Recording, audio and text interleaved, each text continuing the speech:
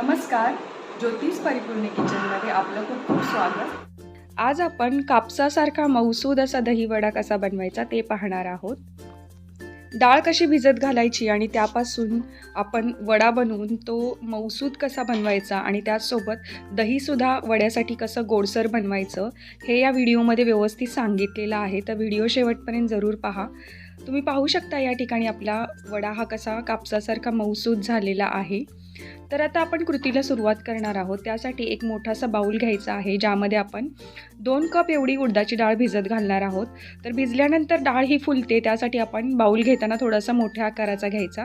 तर या ठिकाणी कप मेजरमेंटनी मी 2 कप एवढी उडदाची डाळ घेतलेली आहे. आता आपण याला 2 वेळा स्वच्छ पाण्याने धुवून घेणार आहोत. तर 2 वेळा स्वच्छ पाण्याने यासाठी धुवायची की या डाळीला बऱ्याच वेळेला पावडर लावलेली असते. तर ही पावडर किंवा याच्यात ती घाण पूर्णपणे निघून जाण्यासाठी आपण याला 2 पाण्याने व्यवस्थित धुवून घ्यायचं आहे.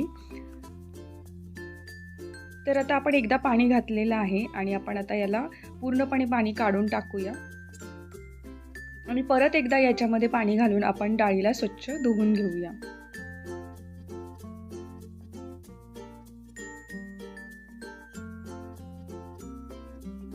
तर अशा प्रकारे 2 वेळा आपण डाळ स्वच्छ धुवून घेतलेली आहे.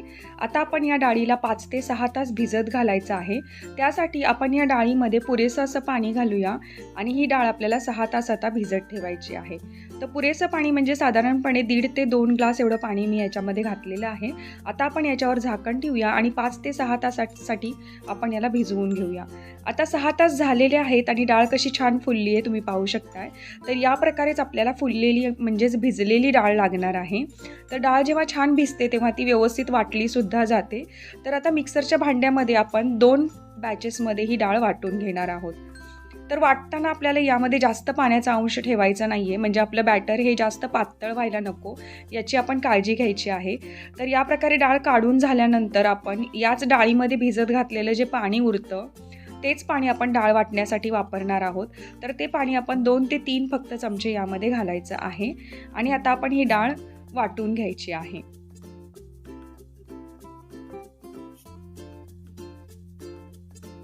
तर पहा या ठिकाणी डाळ ही वाटून झालेली आहे. तर आपण याची कन्सिस्टन्सी चेक करूया. तर आपल्याला हे बॅटर घट्टच ठेवायचं आहे, म्हणजे वडा हा व्यवस्थित आकाराला आपल्याला बनवता येतो.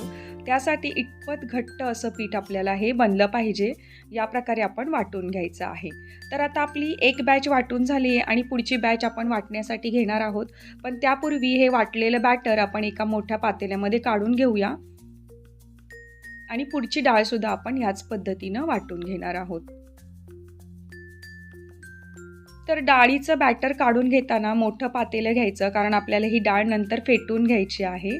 तर त्यासाठी व्यवस्थित असं मोठं पातेलंच घ्यायचं आहे डाळ काढून घ्यायला. तर आता दुसरी बॅचसुद्धा आपण वाटून घेतलेली आहे आणि आपण आता ही सुद्धा यामध्ये काढून घेऊया, म्हणजे याच पातेल्यामध्ये आपण आता वाटलेली डाळ काढून घेऊया.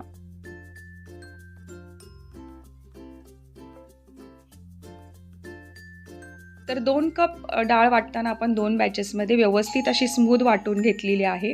वाटताना पाण्याचा अंश जास्त ठेवायचा नाही आहे, म्हणजे बॅटर हे पातळ होत नाही. त्याचसोबत आपण याला व्यवस्थित वाटून घ्यायचं आहे, म्हणजे अगदी मऊसूद असं वाटून घ्यायचं आहे. याच्यामध्ये रवाळकण राहणार नाही त्याची काळजी घ्यायची. तर आता आपल्याला हे बॅटर हलकं करून घ्यायचं आहे. त्यासाठी आपण अशा प्रकारे याला फेटून घ्यायचं आहे. फेटताना आपण यामध्ये मीठ घालूया, म्हणजे चवीप्रमाणे आपण याच्यामध्ये 1 स्पून एवढं मीठ घातलेलं आहे.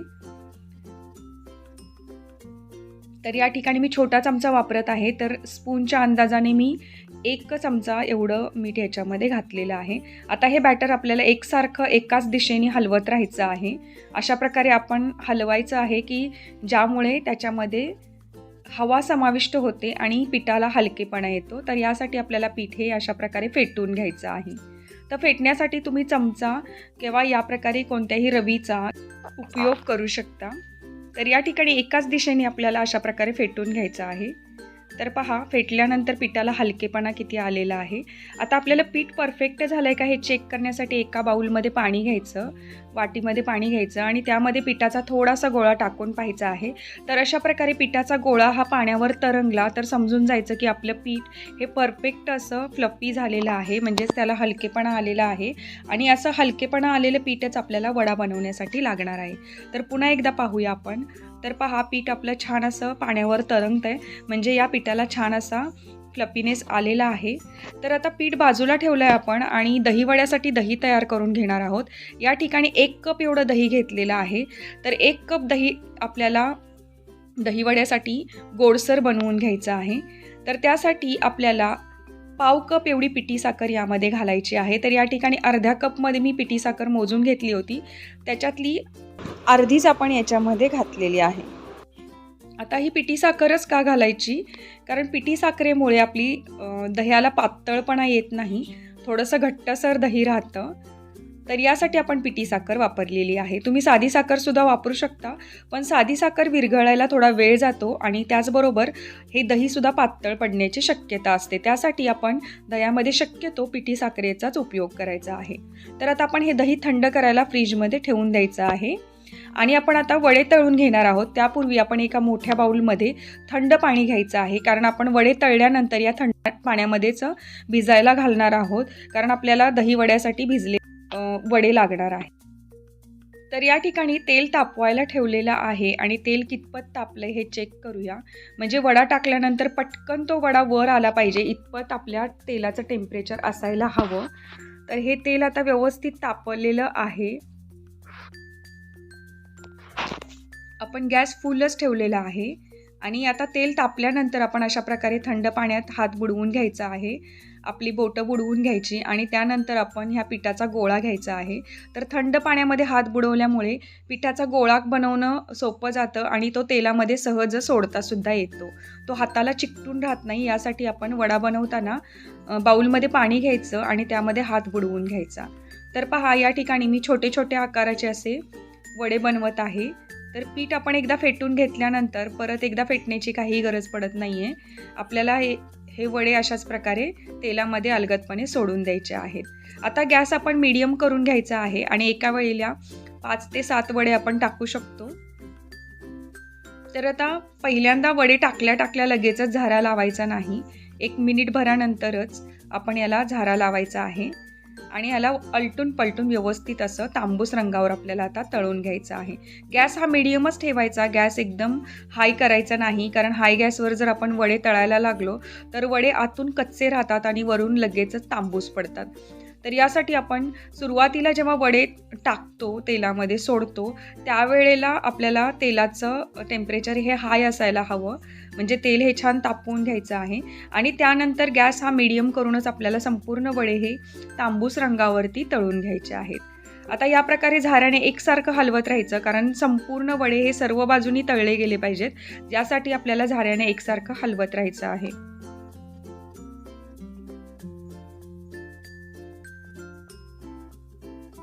आता या ठिकाणी आपल्याला वडे तळून घ्यायला, म्हणजे ही पहिली बॅच तळून घ्यायला साधारणपणे 3 ते 4 मिनिटं लागतात, कारण आपण फ्लेम एकदम लो ठेवलेली आहे आणि लो फ्लेमवरतीच आपण हे छान असे आतून आणि बाहेरून तळून घेणार आहोत. जर वड्याचं बॅटर थोडंसं तुम्हाला पातळ वाटलं तर तुम्ही यामध्ये अगदी 2 चमचे तांदळाचं पीठ घालून याला घट्टसरपणा आणू शकता. तर ही एक टीप होती की ज्यावेळी वड्याचं पीठ पातळ होतं त्यावेळेला बऱ्याचदा आपल्याला वडे हे तेलकट होण्याची शक्यता असते. तर वडे तेलकट होऊ नयेत म्हणून अशा वेळेला जेव्हा आपलं बॅटर पातळ पडतं त्यावेळी तुम्ही 2 ते 3 चमचे तांदळाचं पीठ याच्यामध्ये मिक्स करू शकता. तर आता पहा आपल्या वड्यांना छान असा रंग यायला लागलेला आहे. थोडेसे असे पिवळसर झालेले आहेत. आपल्याला तांबूस रंगावर तळून घ्यायचे आहेत, त्यामुळे अजून 1 मिनिटभर आपण याला तळून घेणार आहोत. तर या ठिकाणी मी वडे हे मध्यम आकाराचे केलेले आहेत. तुम्हाला जर अगदी छोट्या आकाराचे वडे आवडत असतील तर तुम्ही छोट्या आकाराचे सुद्धा करू शकता, किंवा एकदम मोठ्या आकाराचे आवडत असतील तर तुम्ही मोठ्या आकाराचे एका वेळेला 4च वडे या तेलामध्ये सोडू शकता आणि तळून घेऊ शकता. तर पहा वड्यांना रंग किती सुंदर यायला लागलेला आहे.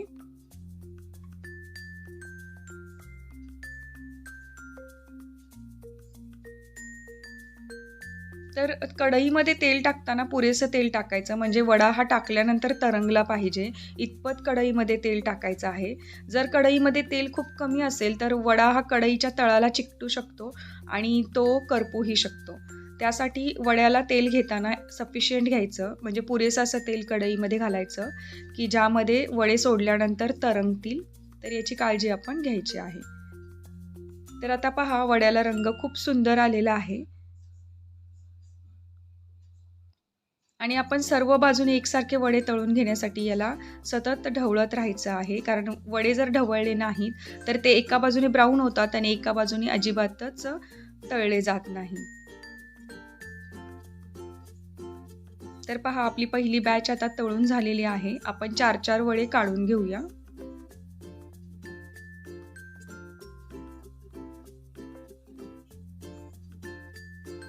तर या ठिकाणी वडे सर्व काढून झालेले आहेत. आपण पाहूया वडा आतून कशा प्रकारे तळला गेलेला आहे.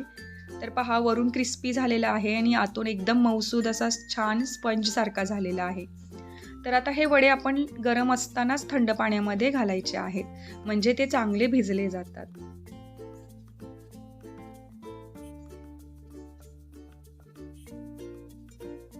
तर आता पुढची बॅच सुद्धा आपण याच प्रकारे तळून घ्यायची आहे. तर वडा सोडताना जेव्हा आपण वडा बनवतो तेव्हा थंड पाण्यामध्ये हात बुडवूनच वडा एक सोडायचा आहे, म्हणजे तो पटकन तेलामध्ये सोडता येतो. तेलामध्ये सोडताना घाई करायची नाही, कारण हातावरती तेल उडण्याची शक्यता असते. त्यामुळे सावकाशपणे तेलात सोडताना वडे सोडत राहायचं आहे. एका वेळेला जास्त वडे तेलामध्ये सोडायचे नाहीत, कारण वड्यांना तरंगण्यासाठी आणि फिरण्यासाठी थोडीशी जागा हवी असते. तर थोडेच वडे एका वेळेला घालायचे आहेत. या ठिकाणी मी 5 ते 6 वडे एका वेळेला घालत आहे. तर कढई छोटी असल्यामुळे मी थोडेच वडे यामध्ये एका वेळेला तळून घेत आहे. तर आता पहिल्यांदा वडे सोडल्या लगेचच आपण झारा लावलेला नाहीये त्याला, कारण झाऱ्याला वडा चिकटून येतो, कारण उडदाची डाळ ही तशीही चिकट असते. तर पहिल्यांदा एका साईडनी पूर्णपणे तळून घ्यायचे आणि त्यानंतरच आपण याला उलटवायचं आहे. गॅस आपण मीडियमच ठेवायचा, गॅस एकदम हाय ठेवायचा नाही किंवा एकदम लो सुद्धा ठेवायचा नाही. वडे तेलामध्ये सोडताना हे तेल व्यवस्थित तापले गेलेलं असायला हवं. तर ह्या सर्व गोष्टींची आपण वडे तळताना काळजी घ्यायची आहे. पहा, वडे कसे छान तरंगत आहेत आणि तळले जात आहेत. आता आपली दुसरी बॅच सुद्धा आपण तळून घेत आहोत. तर सर्व बाजूनी उलटपलट करून आपण वड्यांना छान असं तांबूस रंगावरती तळून घ्यायचं आहे. तर पहा, वडे आपले तळून झालेले आहेत. याला छान असा तांबूस रंग आलेला आहे. तर आता हे सुद्धा वडे आपण काढून घेऊया. आणि वडे आपल्याला गरम असतानाच थंड पाण्यामध्ये सोडायचे आहेत, म्हणजे ते छान असे भिजले जातात.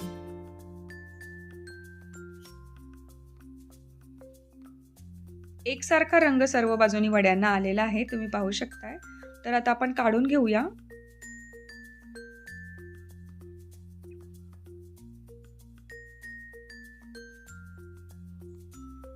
आणि आपण थंड पाण्यामध्ये या वड्यांना सोडून देऊया. आता हे वडे आपल्याला 10 ते 15 मिनिटं भिजत ठेवायचे आहेत आणि भिजल्यानंतरच आपण याचा दहीवडा कसा सर्व करायचा ते पाहणार आहोत. तर 10 ते 15 मिनिटं आपण याला भिजत ठेवूया. तोपर्यंत उरलेले वडे सुद्धा मी तळून घेणार आहे. काही ठिकाणी वडे भिजवण्यासाठी ताक सुद्धा वापरले जातं. तर ताक वापरलं तरी सुद्धा चालू शकतं, पण मी या ठिकाणी थंड पाण्याचाच उपयोग केलेला आहे. तर आता 15 ते 20 मिनिटं झाल्यानंतर वडे छान भिजले गेलेले आहेत आणि तर आता आपण दहीवडा सर्व करणार आहोत. त्यासाठी भिजलेले वडे एका डिशमध्ये काढून घ्यायचे आहेत. डिशमध्ये काढून घेताना थोडंसं आपण त्याच्यातलं पाणी हे हाताने दाबून काढायचं आहे आणि अशा प्रकारे एका डिशमध्ये आपण 4 ते 5 वडे सेट करणार आहोत.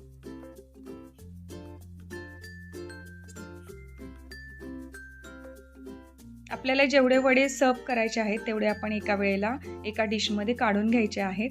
आता आपण जे दही थंड करायला ठेवलं होतं ते काढून घेतलेलं आहे. त्याला एकदा हलवून घेऊया. तर या दह्याला जर तुम्हाला जास्त घट्टपणा वाटत असेल तर तुम्ही थोडंसं दूध सुद्धा याच्यामध्ये मिक्स करून याला पातळ बनवू शकता. पण या ठिकाणी दह्याची कन्सिस्टन्सी ही जास्त पातळ ठेवायची नसते. तर या प्रकारे आपण आता दही हे वड्यांवर घालायचं आहे.